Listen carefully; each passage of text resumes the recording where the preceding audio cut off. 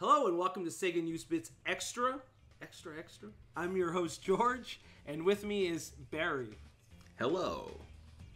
And today we're going to be doing a SEGA FES special episode, but first we got to talk about Patreon. We've been doing this extra for almost a year, and we like doing it, but it's a lot of work, and it's always going to be exclusive behind the scenes, and a lot of people that support us always tell us they want to see more Sega Talk, which is a podcast where we take one Sega game and we talk about it throughout the podcast. We go through the development, our feelings of the title. We want to add tiers based on this. So one of the tiers we're thinking about is making it a bi-weekly show and making it more consistent. And we've been taking breaks on our podcast, so that's one thing we're thinking about. We're looking for feedback. I think we're going to do the extra for the rest of April.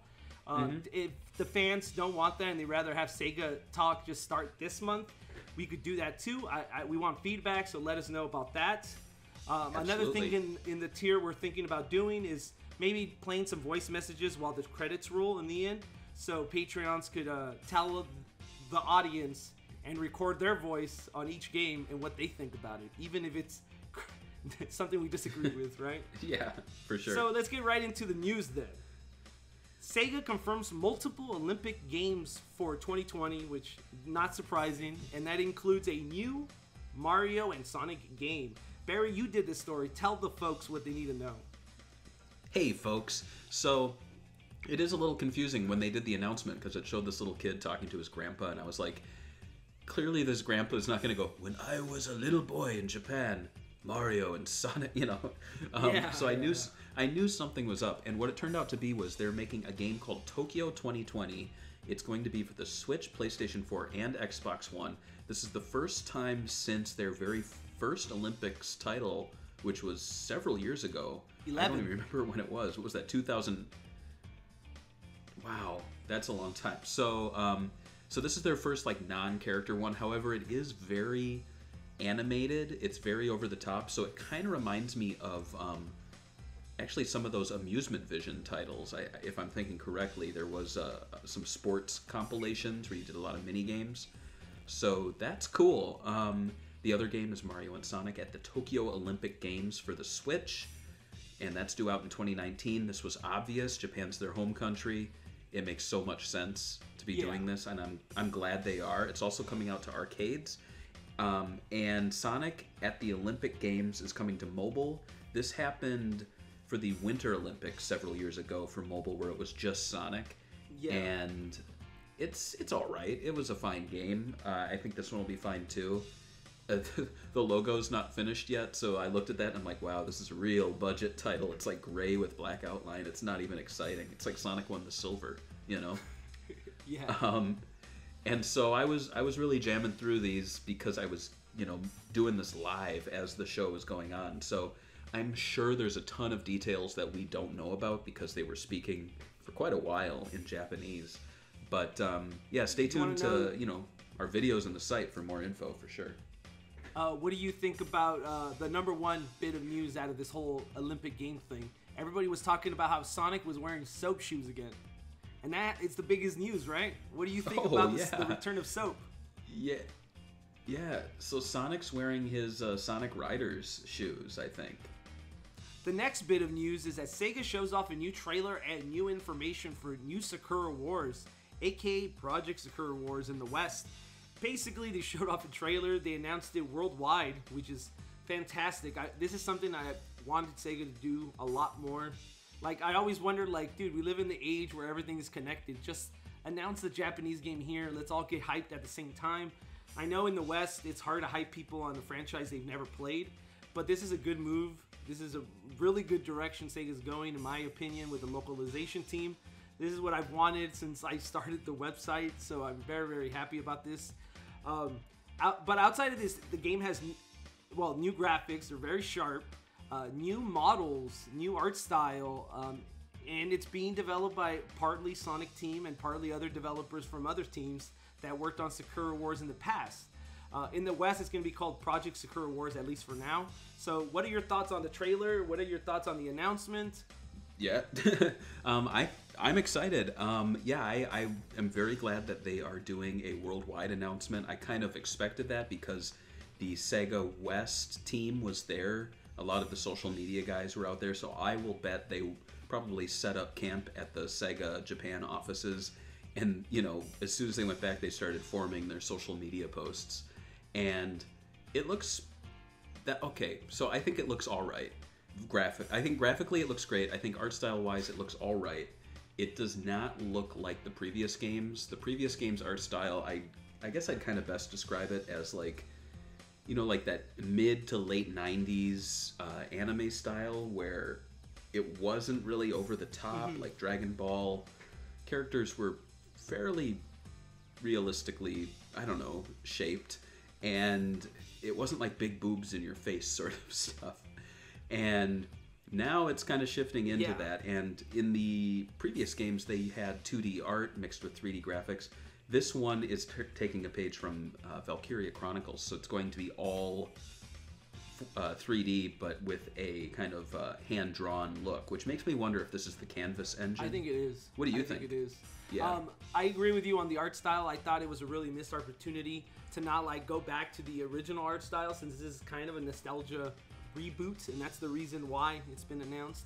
I think that art style now is unique in Japan because everybody's doing this like generic anime style with big old titties and like other girls that look like little like 12-year-olds. So to me, it's like you're really missing an opportunity, especially in the West. It's kind of like they call it the aesthetic, right, over here now, having that anime sort of anime style. So missed opportunity. But the next bit of news is Sega Ages announces 6 new titles. That means with these new 6 titles, there are 13 titles they haven't released in the West. Puyo Puyo is the one that's next, but they're 13 titles behind. So the new titles they announced: Puzzle and Action, Ichidant R, Shinobi, G-Lock Air Battle, Fantasy Zone, Herzog Zawi. Did I say that right? And I think it's Wonder Boy in Monsterland. So, what do you think about these titles? I mean, the ones that I'm more excited about, if you've seen the Sega Bits logo, is Fantasy Zone, Shinobi, G-Lock, which is a game that we never see. Like, I'm so surprised that this is on here. And I don't think we're going to get Puzzle in Action out here, but what do you think? No. I don't think so at all. Now, which ones are the arcade versions? Is Shinobi the arcade one? It looks like it looks like the arcade version, and obviously G-Lock is an arcade game, and I think Fantasy Zone is going to be the arcade, the 16-bit one, obviously. So most of them, except for Herzog, that's going to be Genesis, I think, the Mega Drive. Oh, okay. Yeah. And Monster Boy, I don't know if that came out in arcade, so probably the Genesis. Looks like it, yeah. So what do you think about them announcing these? Like, so they just announced the Mega Drive Mini / Sega Genesis Mini, which we have another video on that all by itself. You guys could check that out. And they said that they want to change, you know, they want to like give people a reason to buy this and the collection on the PS4 and the Mega Drive Mini, right?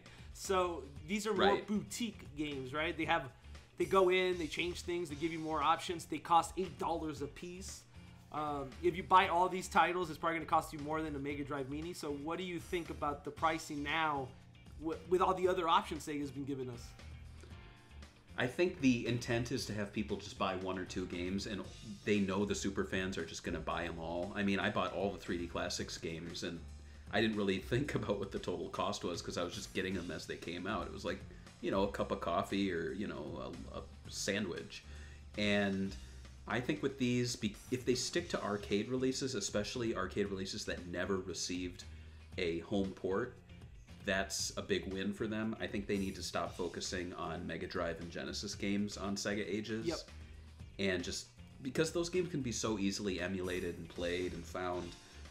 My only thing would be give Master System Mega Drive games English releases. So I would love to see Rent-A-Hero given a official English release. I'd love to see, well, like they did with Monster World 4, they did that. And so I'd love to see Monster World 4 actually on this because they do have the official English translation. So why not? Yeah, and it's crazy, right? Like, we went from like Sega kind of ignoring its retro games to now having a Mega Drive Mini, a Genesis collection, right, on disc. And then we have the Sega Ages. They go back and remake them. And then we have Sega Forever doing all this other stuff that's ad-free. I mean, ad-free and plus ad-supported. So it's crazy that they're really doing a lot with the old properties. Absolutely. ESRB rates Yakuza Kiwami 2 for PC release. I mean, this is something that we all expected. But this is a big release because, well, first of all, they skipped Yakuza 6, which came out first before Kiwami 2. And not only that, it's one of the first, well, on PC it's going to be the first game that has a Dragon Engine, which is the next generation engine for the Yakuza series. It ran at like 40 to 30 and lower frames per second, depending on what you were doing. So it's going to be interesting to see it like at all, like just basically on crazy hardware. So I'm just happy to mess around with the graphics settings and see how it looks and how it runs. So that's why I'm excited about it. But I'm pretty sure you're like, whatever. I could already play it on my PS4. I already own the PS4 one, but I do like this release schedule. It makes me think that maybe when 3, 4, and 5 come west, that they're going to also give it PC releases. Because imagine you do this, get people hooked, and then you do 3, 4, 5 bundle on PC, and then release 6. You got the entire series on PC. Yeah. That would be cool. It's just money in the pockets. Money. Sega fools me, everybody, me, with a fake Japanese RPG Yakuza game footage, which they posted on the 31st, so please, it wasn't April 1st yet. I got super excited when I saw it. I was like, whoa, it's basically the Ichiban game, what do they call it, Shin Yakuza game, that hasn't been announced or hasn't really been shown. We've only seen Yakuza Online, and I feel the joke here is that a lot of people in Japan have been making fun of the game, saying it's going to be a high-budget mobile game, and I think this is them kind of poking fun at fans, but it looks so high quality, the footage, that I have a feeling that this is going to be a mini-game within where you, like, get your Yakuza Online account and the characters you had on your mobile game come in for, like, this mini-game. Oh, for sure.